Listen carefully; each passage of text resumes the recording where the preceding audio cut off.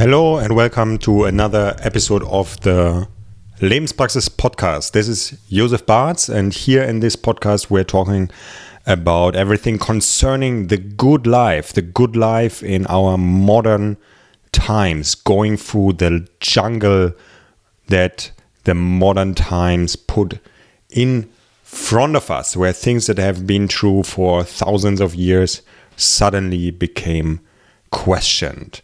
This episode is an important one. Not that I make episodes here that are unimportant, but this one is important because it's about the morning routine.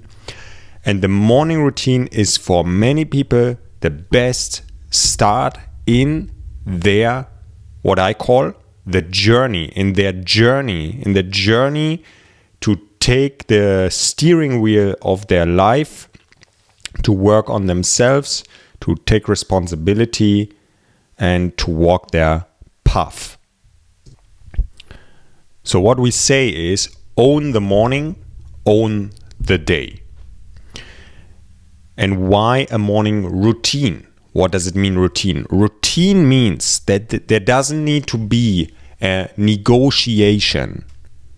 It's clear that this is happening. Routine, in a sense, in the morning routine sense, doesn't need to mean that you're doing the same every day, but it means that you have certain principles that you act upon and that make you go into the direction that you want to go and that allow you to live the life that you want to live. And why is the morning important? The morning is important because that's the start of the day, the beginning of the day. You are reborn, like in the evening, in the night, you disappear. In the morning, you appear. And the start is important because it sets the mood for the rest of the day. Yeah. If you start very hasty in the morning, it will be more difficult to find relaxation later. Not impossible, but it will be more difficult. The morning can be quiet, but that depends very much on when we wake up. So it's a timing thing. And what do I mean with quiet? Quiet means that there are not so many requests. When everyone is awake, when everyone is doing their stuff, people start to send each other messages, start to call each other, start to go to each other, and so on. And suddenly the requests start. If you wake up at 10 o'clock, people will be already awake and you will already receive requests. But if you wake up early, and that's everything before 7 or really early, that is everything before 6, most people will be still asleep. So no one will probably call you. No one will probably write you an email. And that's very powerful because it means there is no urgent, can you do this now requests. Although obviously there can be requests like this from the day before. So that's the first big question. Are you doing urgent things in the morning or not? Let's come to it in a moment. But let's first look at how do many people wake up or spend their morning. They wake up, then they go into the bathroom, they spend some time there. Some people spend extensive time there, like making sure their appearance is how they want, and that can take some people, I think, an hour. Yeah, and already here they do everything relatively slow. Then they slowly make a coffee, they eat something, maybe they read the newspaper, they grab their phone, they look at messages. Yeah, or some people used to, I think this is not a thing anymore, but used to watch a bit the breakfast TV in the morning Yeah, or listen to the radio, blah, blah, blah, blah, blah. Then at some point you head out to work with whatever, public transport, bike, or on foot, or with the car. You spend your time there, then you're at work, and then you start to work. This is how many mornings work. And also there is a certain slowness, in sense of not the spiritual slowness, where I'm present and there, but it's this slowness where you make your coffee, and while you make your coffee you are super sleepy, and you wait for your coffee, then you drink your coffee and you slowly wake up. If you struggle to wake up in the morning to have energy without a coffee, it's a clear sign something is wrong. It's okay to drink coffee. Yeah, coffee has benefits, but the problem with coffee is that one problem is, if you drink it too much, if you rely too heavy on it, then you are weak. Because you're not anymore the owner of yourself, you're owned by this substance. And secondly, if you struggle to have energy in the morning, it means there is a problem with meaning. In a sense, there is a raw energy, like a chemical raw energy, like how much kilojoules you have stored in yourself, how relaxed how ready for action your muscles are, or if they are broken from things before, how you are filled up with minerals and vitamins and the air that you breathe, blah, blah, blah, blah, blah, the whole chemical system. But that's not just it.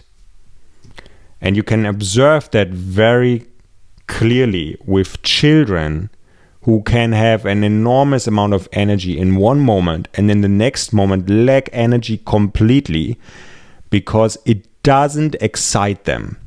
So excitement is a very, very important part of energy. Yeah. Imagine the kid that has its birthday and it's super excited and is so excited that it can barely sleep the night. Still, it will be full of energy, at least for the first 3/4 of the day, because of the birthday. And it's the same for all of us. If we have something exciting going on that day, yeah, let's say we travel to into the holidays, into a place that we really love, we're really excited. Even if we haven't slept so many hours that night, we will have energy. Very important to understand, because it shows you also clearly that if you live a life that you don't have in your own hands, where you are forced to do things that are draining for you, mind-numbing, unexciting, then obviously you will struggle to get out of bed in the morning.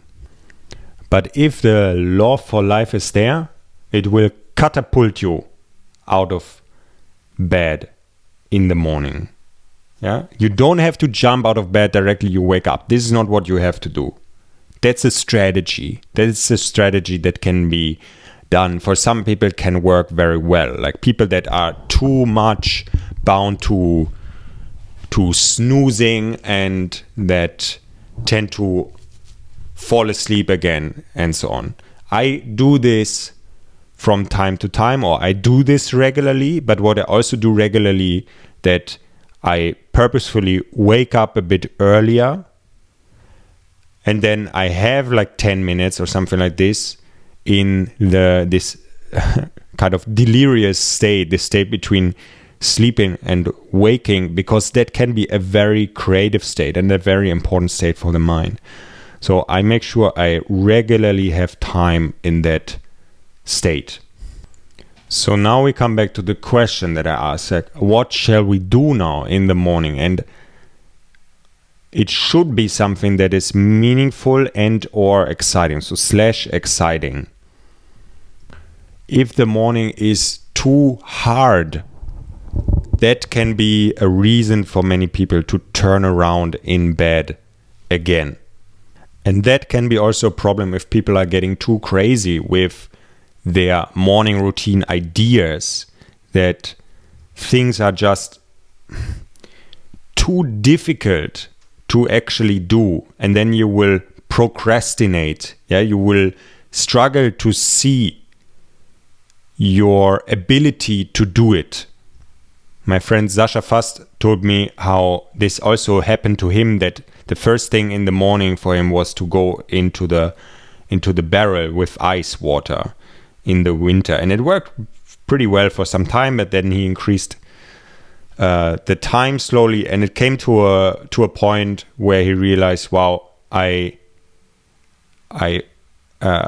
struggle now to want this in the morning, that I wake up and I directly want to go into this, because now it became very hard to do. So it's better to do something first that makes it easier, more exciting to jump up, basically. Yeah.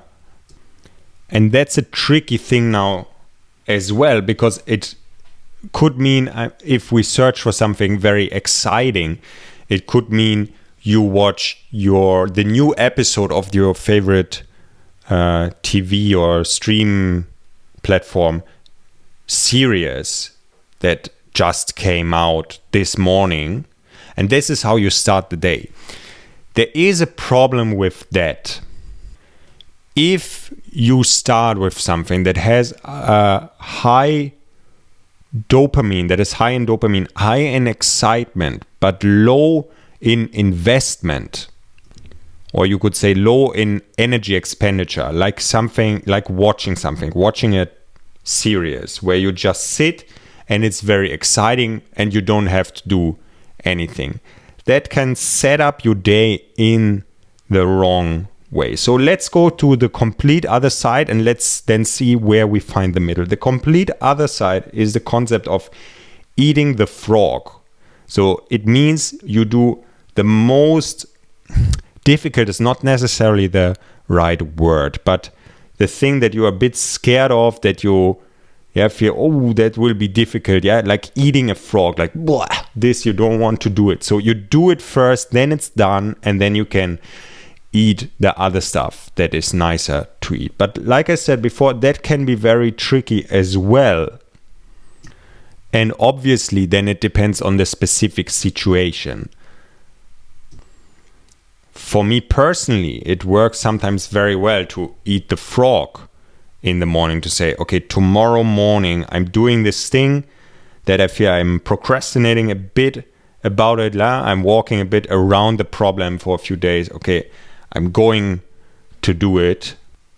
I'm going to write that letter to the robots from the government office. But you have to be careful with it, that it doesn't make you not get up in the morning so easily that you start to get up in the morning. That's one thing. And another thing is that it is sometimes hard to do. It can be good for people because there's a reason they have not eaten the frog. It can be good for people to build up to this in the morning. Yeah. So that means you might be able to directly eat the frog as the first thing, or you might need to create some momentum towards it. Maybe if I talk about a letter like this, that is annoying to write. Okay, I first write 2 things that are more exciting, that don't take long, but it gets me into the writing mood. Or maybe I do something physical that is getting me into this I don't care mood, where I feel like, okay, things don't have to be perfect, I just go. That can be things like strength training, running, things where you sweat, can get you into exactly that feeling. That's very powerful. We come back to it in a moment. But to create some momentum towards it and then still have as one of the first things, like everything is building up towards eating that frog. So we have eating the frog on the other side, and we have the super exciting low energy expenditure thing on the other side, where we, let's say, watch a TV series. And now from there we can all find all sorts of middle grounds. So probably instead of watching the TV series, but that can be really dependent. Like, it can be the right thing to watch the TV series in the beginning. It can be really the right thing. But the potential problem is that you started with high excitement, low energy expenditure, and then you struggle for the day to go into the mood of more energy expenditure and maybe less excitement also.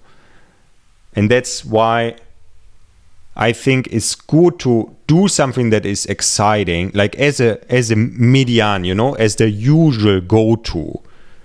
Something to do that is exciting you, that you like to do, but that also is something that has an energy expenditure. And movement is one very good option here. Anyway, in a morning routine where you take care of yourself, and we will talk about this in a moment also, we will make a bit of a structure here. So when you take care of yourself in your morning routine, movement should be present. Okay, but let's try to be a bit more structured, because what can be parts of your morning routine? Three main parts or three main categories are yourself, your community, and your work. What is part of yourself? Part of this is your well-being. Part of this is your growth. Part of this is your longevity.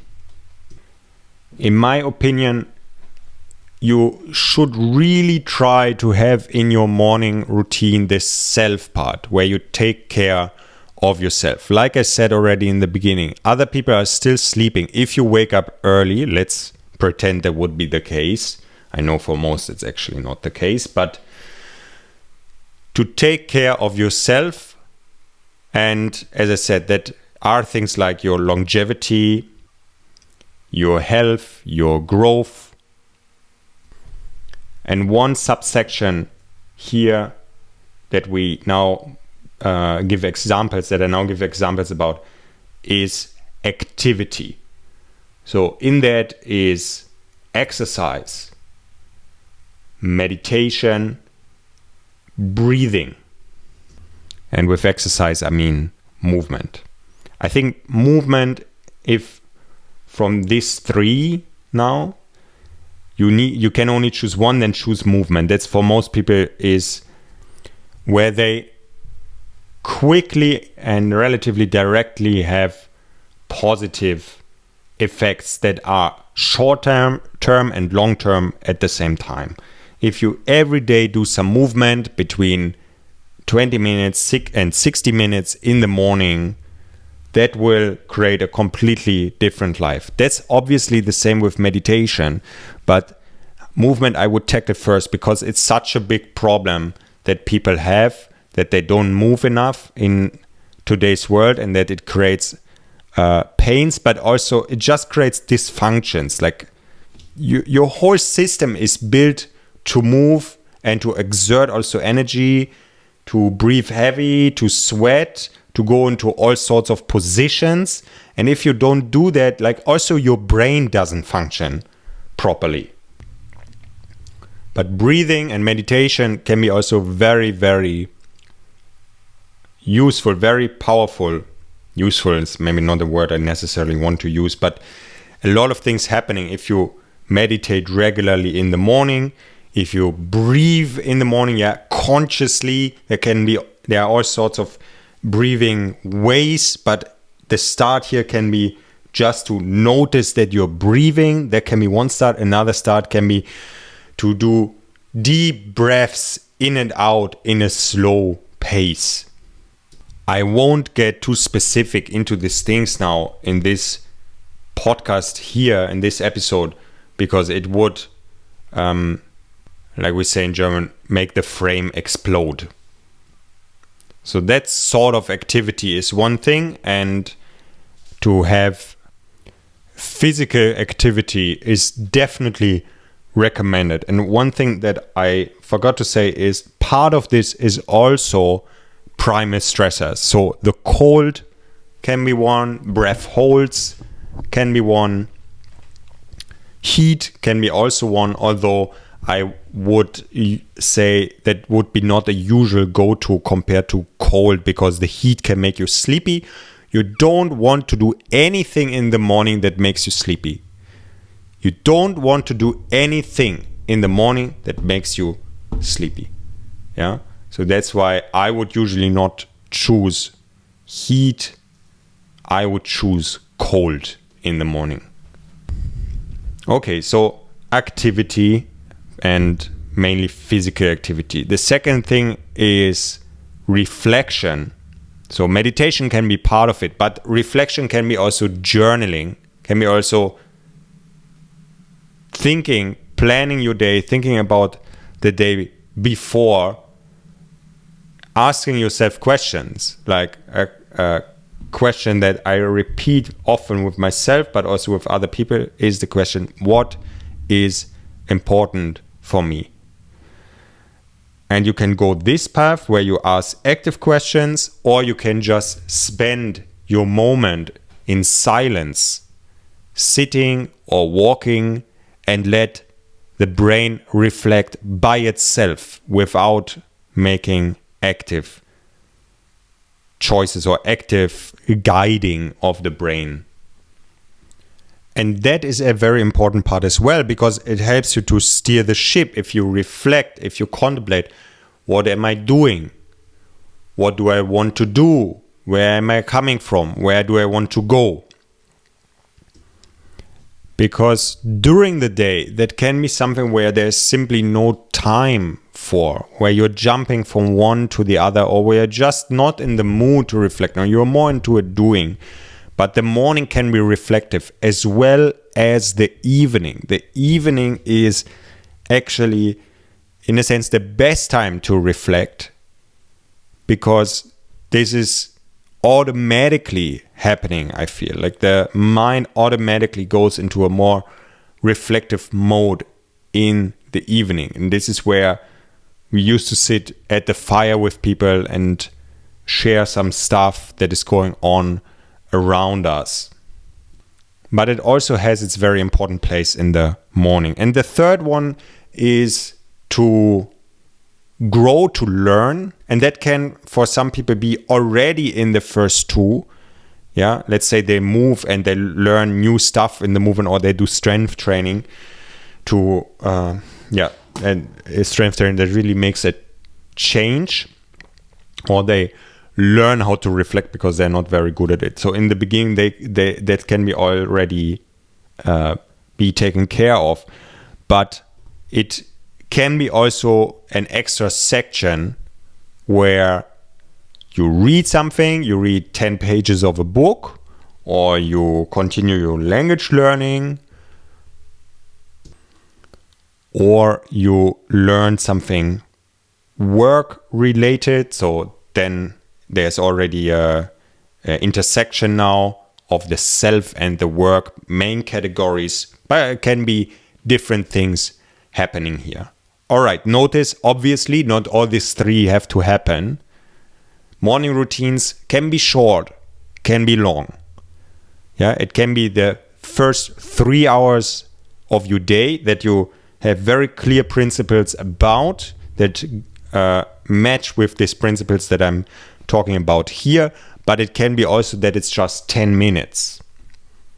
And obviously in 10 minutes, you're not going to do these three things. You have to choose And as I already said, if you don't know what to choose, then choose to move and see from there. So in the end, it's all of this is very individual, how much time you spend on something, blah, blah, blah, blah, blah. Because even the movement, in the beginning, it could be just 1 minute. It could be just that for 1 minute, you do some squats, or you go into all sorts of spine positions for 1 minute. That's a good start. That's very important to understand, that for the morning routine, if you come from nowhere, so from not owning the morning in that sense, and now suddenly you make plans for 1 hour routine where all sorts of things are happening, you set yourself up for failure. Start with very little. Start with a 1 minute thing that you say, okay, I'm going to do this every morning. And from there you can increase, and then you can see what is the length of your morning routine. How much time do you want to spend? That's one thing. And the other thing is, what is important for me? What do I want to do in this routine? Okay, so the self is one main category. Another category is your connections, your family, your social surroundings. So especially if you have young kids, the morning can be the time where you play with your kids. And that's especially for people that work long, in the sense of they work until 6 and then they're home at 7, and maybe the kids, the partner already brings the kids to bed when the person arrives at home. But maybe work in the morning is only starting at 10 o'clock or something like that. So the morning can be spent with the kids. And then the self part might happen after, or might not happen alone, or might happen for 20 minutes before the kids wake up. But I know that for many parents that have young kids, this is the time where they can really be there and play with their young children. It can be also the time where you spend together with your partner, not just being present, but in a reflective way, in talking about something, really connecting with each other, not just like two physical bodies being there, but the connection of these two individuals with each other.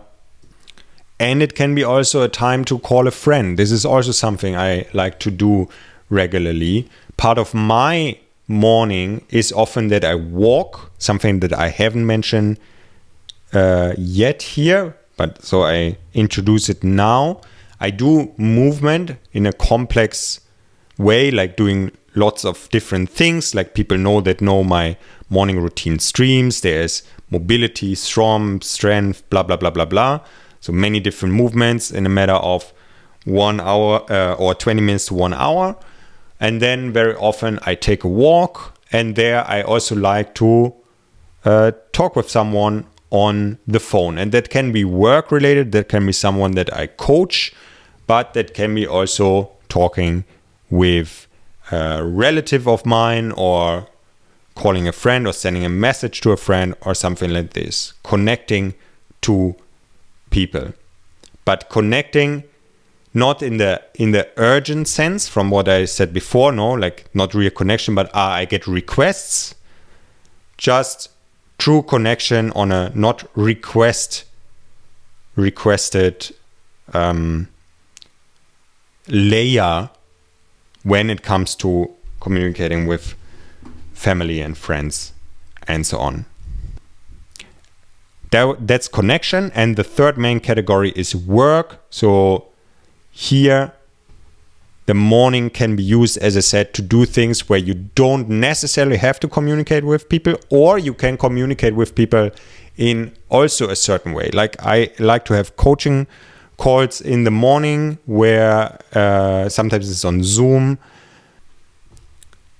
but often it is also a phone call that I then do walking. I want to walk in the morning. I want to be outside, and I can also combine this with talking to someone, like I said before, or definitely not a not necessary to combine it with anything else, like walking alone is enough, but it's also a nice opportunity to talk with someone when you walk, and the phone can be a good device to make that happen. So that's also usually deeper talks that I have. Yeah, it's not about, can you do this small thing or can you do that small thing or something like this, but it's a deeper talk with people or with one person. But more importantly would be for people to understand actually not to communicate in the morning, but to spend the time if you want to work in the early morning, to use that as the time where you don't communicate, but you work on things in a concentrated way. So what I have also done a lot is directly after waking up, I do some writing, some work-related writing. So not journaling, but I wake up, I directly sit on the computer, for example, just to write something. And the first hour I use to write something. Or I have also recorded podcasts directly after waking up, skipping the movement, but going directly into the creativity. And the morning can be very powerful for creative people, for creators, how it's called nowadays, people that create something in a creative way. Okay, now it's inflationary how I use this word. But the mood that you have in the morning, and that's very interesting to notice also, that is different in different times. If you wake up at 10 o'clock, it's not the same as waking up at 6 or at 5 or at 7 or at 8. Like, this is all different. So you need to experiment with it. This, especially from a creative standpoint, if you want to harness your creative energy, if you want to use it. For me, very powerful to be awake before 6. If you look at when people in my family wake up, I'm definitely not natural early wake up person. I'm not an early bird person. I understand, though, in a sense rationally, but also from my feeling, that this is very good for me to wake up in the morning early. But this is not how I was so socialized, let's say. But I understood through experimentation. And my kids actually helped me a lot, because the problem that I had is that I didn't own the morning anymore, because I wanted to take care of either myself with things like moving or meditation in the morning, or I wanted to already get some work done so I can say, okay, nothing can happen to me anymore work related, because I already took some time to write something or to record something, or to write a training plan for someone that was important for me. So also the idea of doing the most important thing first. MIT is called most important thing. That's very important that you understand what your most important thing is. That is crucial. And this could be also something you do directly in the morning. And for creative people, it will be to create. Okay, I put my things ready already the day before. I write my script for a video. I make my thoughts and my notes for text. I put my pencils ready for what I want to draw. I clean the piano because I want to rehearse in the morning. I already take the dust off. Okay? Your most important thing to do this in the morning. That can be work related, that can be also personal, it can be also one of both. I will come back to this in a second, but I say it again, the morning, especially the early morning, shall be also the time where you not communicate, or if you communicate in a deeper way, or it shall be just a short, okay, how are we doing it, like this or like that. But if you can spend it in the quiet, working on longer things, then do this. And that can be also in this order, that you wake up, you do the work MIT, and after this you go to do your movement, your exercises. I didn't sum it up with what I wanted to say about my kids, that I realized that I couldn't do this thing in the morning, that I wanted to already gain some momentum, like create some momentum for the day, finish something. So the simple realization was, if I wake up before my kids and I have already 1 hour to do something, okay, then the problem is solved. So then what I started is simply to go to bed earlier. I didn't skip sleep or something like this. Yeah. So many parents of young kids are very tired. Yeah. They simply don't sleep enough. That's a huge problem. They simply don't sleep enough, and they go to bed late, and then they get woken up early by their kids. My kids don't wake up so early. Some kids wake up at 5 o'clock. This is not what my kids do. They don't wake up at 5 o'clock. So if I wake up at 5 o'clock, I have this time that is quiet, that I can use. So I realized also, for me, the morning time is very important. Evening time can be also important for me. Yeah, but the morning time is more important for me. Also, it's important for me to have days in the evening, in the week, where I spend the evening, where I don't go to bed too early, where I unwind. Okay, but for a longer time, I did also that I went to bed at 8 o'clock. I went to bed at 9 o'clock, or 10, the latest, really maximum latest, that I went to bed. And that was also when my kids still didn't sleep so well, they didn't sleep through. So I got waken up in the night several times. So I wanted to have actually not 8 hours between going to bed and getting up, but I wanted to have more than that, to make sure I'm really getting enough sleep, which is also personal, how much sleep you need to get. And also remember what we talked about in the beginning about the meaning. If you have meaning about what you do in the morning, you also can deal with sleeping less for some time, but it should not be the normal thing that you sleep less, definitely not less than 6 hours. There are many people that do fine with 7. The median is 8 that you should think about, and some need more, some need 9, but also you should never stress yourself about the amount of time that you sleep.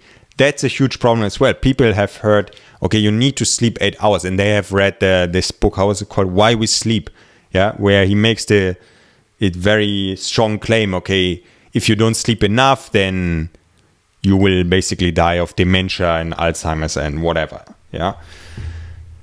Don't stress yourself too much about the length of your sleep. You should ask yourself, do I feel refreshed? Do I feel good? Do I feel good over the day?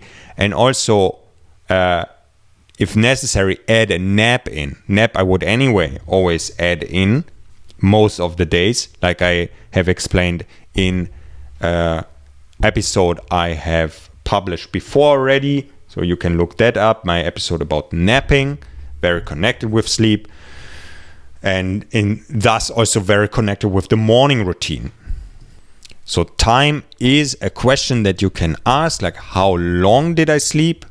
But the more important thing that connects you more with yourself is how do you feel? And also only like that you can figure out, are you more a person that needs 7 hours of sleep or 9 hours of sleep? Because it can be also, if you sleep too long, actually it makes you sleepy. If you are a 7-hour person and you sleep 9 hours, that actually might be making you more tired during the day. A remaining question is, should you do things that are urgent in the morning, or should you do things that are long-term in the morning? And this is especially if we think about our work, but it can be also family related. and so on. So let's first introduce the 4 different quadrants. This is based on the work of Stephen R. Covey and his book, The 7 Habits of Highly Effective People. The idea is this: you have basically 2 axes. One is about urgent and not urgent, and the other one is about importance and unimportance. And these 2 parameters create 4 different quadrants. You have urgent and important, that's quadrant 1. Important but not urgent, that's quadrant 2. And urgent but not important, that's quadrant 3. And not urgent and not important, that's quadrant 4. Yeah, so basically you have yes above, both a yes, yes above, both a yes, both a no, one a no, and the other one a no. So these are the 4. All right, so you have urgent, unimportant, and you have non-urgent, unimportant. And that's basically the things, in a sense, that you try to get rid of. Yeah, because there's limited time, and why would we do things that are not important for us? Okay, and that's not necessarily from a, productivity, blah, blah, blah, blah, blah. Yeah, it includes, the important things includes that everything that is important for you and that is important that you're doing this. But we are also doing unimportant things. And obviously there's also part of life that not everything is important. So don't over exaggerate, but it's good to have a look at the things that are doing. Is this stuff actually important or is it unimportant? That's especially important for people that are self-employed or entrepreneurial, because they basically cannot get away with in their work doing unimportant stuff. Because if you are self-employed or entrepreneurial, you're anyway always overwhelmed by all the things that have to be done. Yeah, and that might be different if you are in a bullshit job employed by a company that doesn't really need you, and you can basically just sit there and do whatever you want. That is very different lives that people live according to or depending on how they work. Okay, so we want to be in quadrant 1 or quadrant 2, especially for the morning routine. So if we think about the morning routine, if we think about owning the morning, yeah, we want to wake up and do something that is important for us, because like this, we have already won the day if we've already done something that is important for us in the morning. Now the question is, shall it be something that is urgent or shall it be something that is non-urgent? And the things that are non-urgent, this quadrant 2, these are very, very important things. Yeah, it sounds like, yeah, it's non-urgent, then you don't have to do it. And exactly that's the mistake, because here in this quadrant are all sorts of things like personal growth, long-term strategies, working on longer projects, and so on and so forth. Everything that is really like the putting one stone on top of each other. This image that I always use, putting one stone on top of each other to build a house instead of putting stones anywhere in the field. Yeah, this you do in quadrant 2 basically. And quadrant 1 is just helping and aid for this. This is the stuff that you have to do, like daily stuff that you have to do today, blah, blah, blah, blah, blah. Yeah, your taxes that you are too late, the email that you have to answer, the water that you have to drink, and so on and so forth. That's all urgent stuff and important stuff as well. But if you get drowned in this urgent, important, in this Q1, it's very hard to develop. You need to spend your time developing, and developing happens mainly in quadrant 2. Yeah, this is where the house gets built. And then do quadrant 1 as well. You have to, because it's important stuff. Yeah, you have to do the email answering. You have to do, not every email, but at least some. You have to drink, blah, blah, blah, blah, blah. This stuff you have to do. Yeah. So now the question is, okay, what do you do in the morning? Do you do Q1, urgent and important, or Q2, important but not urgent? Both is possible, obviously. Long term is better to do Q2. Yeah, the non-urgent and important. That's the better long-term strategy. If you're very good with Q2, you will need to be less in Q1 because there will not be so many things that are urgent if you're good in setting things up, that things don't become urgent. Yeah, but the reality is obviously that there's urgent things that we have to deal with all the time, every one of us. So it can also make sense to have that in the morning routine as well, obviously. And there are many different things how you can play with it. Yeah, you could say, okay, I have to answer this email tomorrow. Yeah, now my work time is over or whatever, or it came in the moment I was jumping out of the office or blah, blah, blah, blah, blah. Yeah, and this takes half an hour. I don't have this time now. The light is already shutting off here in the office, but it's annoying my brain that this is open. It creates some anxiety in me. All right, then I do it in the morning. I do it first thing, and then I will go into my Q2 stuff, to my movement, into my learning, into playing with my kids and all this stuff. That might be one thing, or it might be vice versa. First, I spend my time in Q2 and then I go to the urgent things, blah, blah, blah. Obviously, there are 10,000 possibilities here because there are 10,000, or actually much more than 10,000 different games that are played, different variations of task categories and so on and so forth. So that's up to you. You need to experiment, but you need to just understand the difference between the two, between the long game and between the short game, because these are two different games. You know, the long game is writing a book. The short game is answering an email. You're playing in both games. That makes the total game. And then you have to navigate when to do what. The urgent is always shouting a bit louder for many people. I myself consider myself a Q1 procrastinator. Yeah, I hate Q1 stuff and I rather go to Q2. But it also happens to me definitely that I have a mismanagement and suddenly something becomes very urgent and then that becomes stressful and then I cannot set things up however I want. And I, for example, have many different roles in my own business here, yeah, that I need to play. So I play Q1, Q2, blah, blah, blah.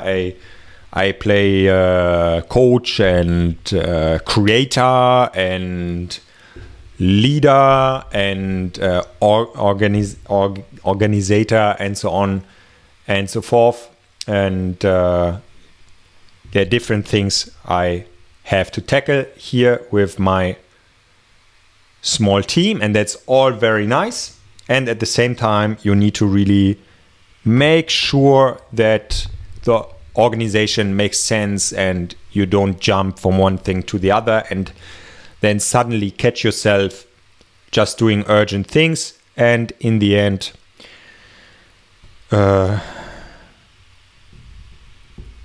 like drinking, let's say it like this, drinking but not maintaining the well, and then at some point there's no water anymore.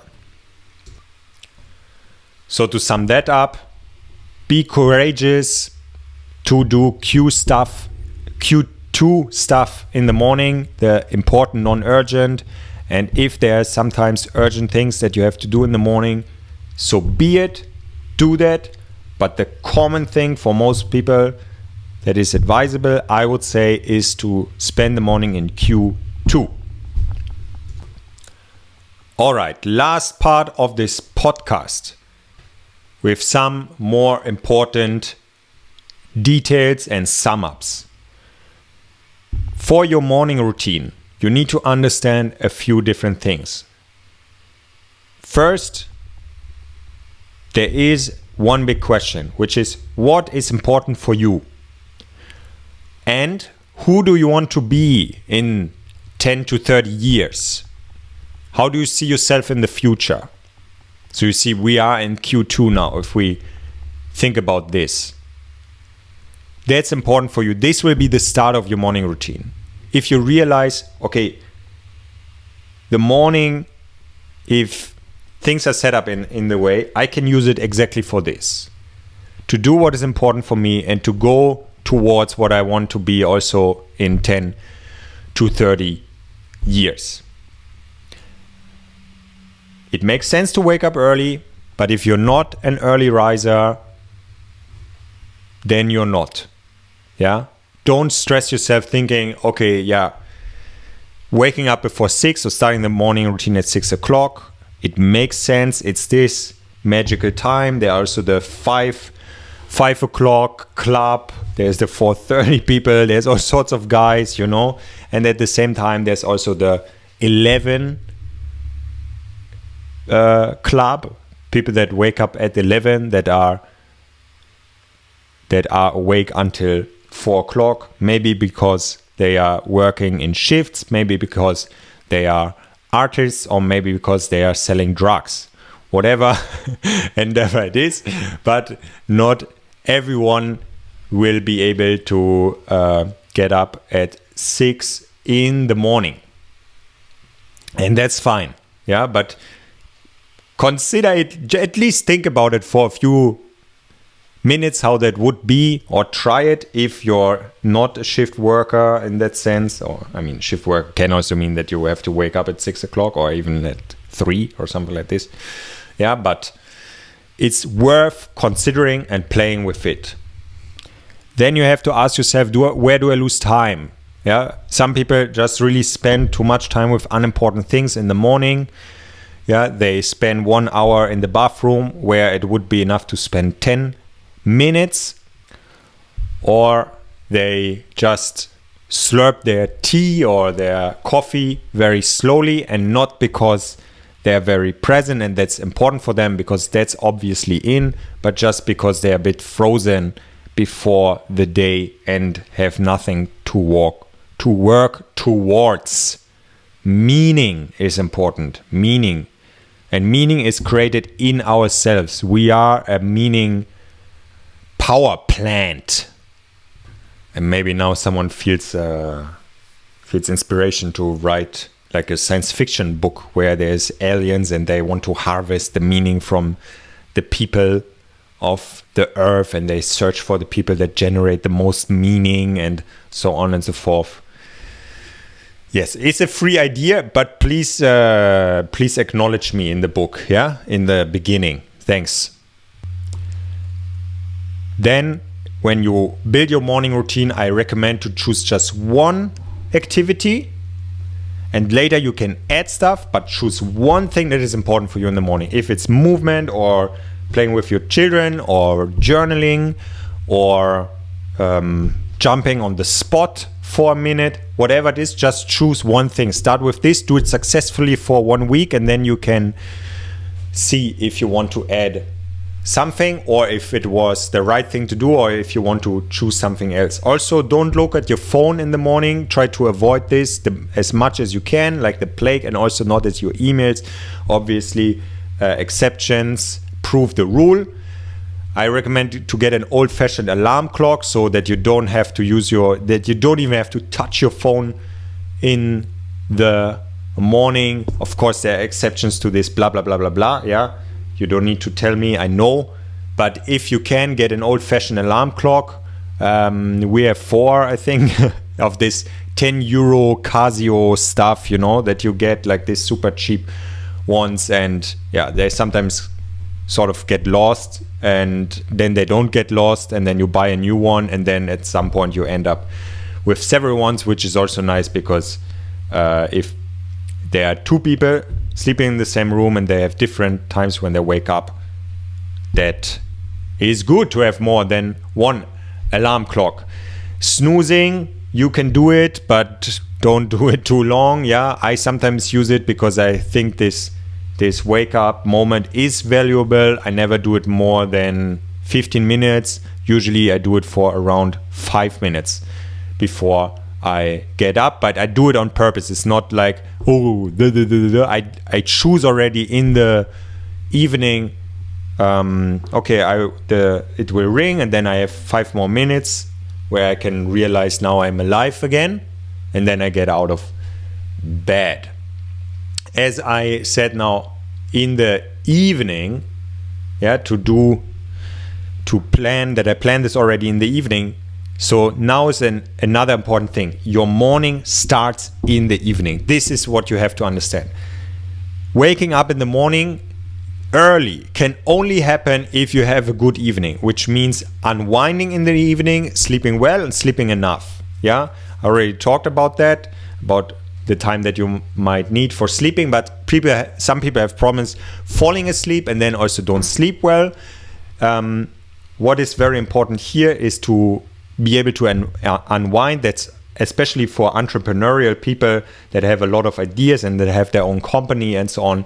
And that is not always easy, but if you create rituals, that can be more easy. And it can be actually also even recommended to watch something in the evening, because often that would be not recommended. Why? Because you're sitting in front of a screen in the evening and you don't want to have too much light in the evening so you can produce your melatonin properly and then fall asleep. Fair enough. So the best would be to not have any digital devices, like at least 2 hours before you fall asleep, and reduce the light and reduce the blue light, and don't use this bright light that everyone has. But for example, I have some lights that have very few lumen. Do you say like this in English as well? They're not very powerful, Or we also like to use in the summer, especially candles or petroleum lamps. Petroleum lamps, I saw they will now this winter be sought after, Anyway, let's not start with it. But anyway, it can be good for people to actually sit in front of the TV and watch something. Why? Because it helps them to unwind. Maybe they have some struggles, some anxieties in their life, and that makes it hard for them to fall asleep. Okay, watch a movie, get completely lost in this, like in a different world. That helps you to relax from what is happening, and then you can fall asleep. Obviously, you can also play with meditation, but it might be the quicker way actually for people because they're already used to watch TV. So that's actually something that can be very good, like watching something, listening to something, reading something that gets you out of what you're doing. So not a book on performance or on success or something like this, but to read Tolstoy or to watch Star Wars or to listen to Johann Sebastian Bach. And of course also old school stuff, like spending beautiful time with your partner or drinking a glass of wine or playing an instrument or drinking a tea slowly. Anything that helps you unwind and that helps you to fall asleep without worrying and being free when you fall asleep. So you need enough sleep, you need quality sleep, and quality sleep you create with the proper evening routine, you can say. What you should also do already in the evening, put your stuff ready, your tools ready for the next morning. I do my morning routine, my movement morning routine in the morning that I also stream. So what I do is I put my clothes already ready, so I don't have to choose at 5:50 in the morning what do I wear, but I just put it ready. So I jump in, Okay, it's already hanging, and then the pants are hanging. I jump into them, and then the t-shirt, it drops from the ceiling automatically, and I just put my arms up, and it drops onto me, and I'm perfect. If your morning routine is going out for a run, then make sure your shoes are already ready there, blah, blah, blah, blah, this stuff. Yeah, just put your tools ready in the evening already. Okay, 2 more things about this. The first thing that you do, that everyone should do when they get out of bed, is usually to drink water. Yeah, obviously you can also go to the toilet, blah, blah, blah. That's clear, but to drink water, don't forget that. Don't forget that. Drink a glass of water, drink enough, hydrate yourself. That's the first thing in your morning routine. Another thing is to actually do it and to make it a habit. That's difficult for people. It takes some time to make it a habit, so it's automatic that you will wake up and do it. So in this time where it might be still difficult and it could happen that you don't do it, it helps so much to have accountability. To have accountability means you need another person, yeah, because that is what creates accountability. You can also be accountable to yourself, but it's much less powerful, because what's so powerful is the shame of other people. Shame on you for not doing the morning routine today. Shame on you.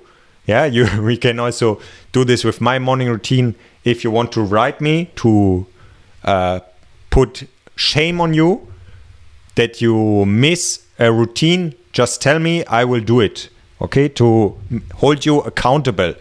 So that can be that in the morning you meet someone for a run, or you meet someone on Zoom, yeah, to do movement together, or you come to my morning routine, or you have a short 6 o'clock 5-minute phone call with a friend that also wakes up at this time, and you say, okay, yeah, let's start, blah, blah, blah, blah. Yes, we're both awake. Okay, let's call again in 30 minutes and hold each other accountable that we did what we wanted to do. Yeah, accountability is very powerful. I use it all the time for myself, that other people hold me accountable.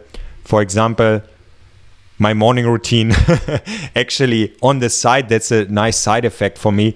It is very easy for me to do the morning routine, because if I stream it, I cannot suddenly turn around in bed if I have said, okay, tomorrow I will be there to stream. So that makes it quite easy for me to do the morning routine. All right. As I have talked about also now about my morning routine, this is just something that I want to mention again more clearly.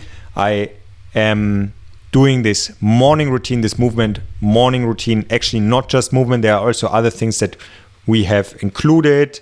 Yeah, like meditation can be in there, breathing can be in there, but a staple in there, a thing that is always present, is the movement. And currently, while I record this, we are at around 120, I think 119, if I'm not mistaken, of times that this happened. The first around 100 times were 20 minutes, then we went to 45. At the moment, we do 1 hour. This is happening through my Patreon page. So you can sign up on my Patreon page as a member, as a club member. And that's the main thing for the club members, is the morning routine. That's my main offer there. And I think it's a very powerful offer. I do it 3 to 5 times per week. Yeah. And I think that's quite good invested money if you spend this amount that I ask for the club membership. And as I said, I can hold you accountable also. If you want, just tell me, I will do it. Yeah, I will just say publicly in the stream that if you're there or not, public shaming is very, very, works very well. So that will probably make you not miss the routine. Okay. So that is an offer that can help you a lot to establish a morning routine, to learn how to do a movement morning routine, or also adding other things like movement or meditation. And We can also help you with your morning routine through our coaching. Just write us an email and we help you improve it. It's anyway also part of our coaching that people do with us, where they receive tasks, where they receive plans, where we work on different topics like movement, like your focus, your productivity, your nutrition, your ability to communicate. Whatever is important for you, you will tell us. We will do an assessment and we will work on you. We will work with you on you and help you walk your path and your journey. All right. Good. That was the podcast about the morning routine. It's very helpful for this podcast if you share it with other people. Obviously, I think there is important stuff in here. So feel very invited and encouraged to share it with someone, to send it to someone. Also, it's nice if people leave a comment or a rating on the Apple Podcast page if you listen to it on Apple Podcast. Yeah. And this podcast is helping you. You can write a nice comment there. And obviously, you can comment on YouTube as well. And you can also leave questions there. You can also send us questions via email to contact@josefbartz.de, contact with 2 Ks, so the German writing. Good, you finished this episode. Another quest is in the books. And now you know it's not just showing up is not enough, but also own the morning, own the day.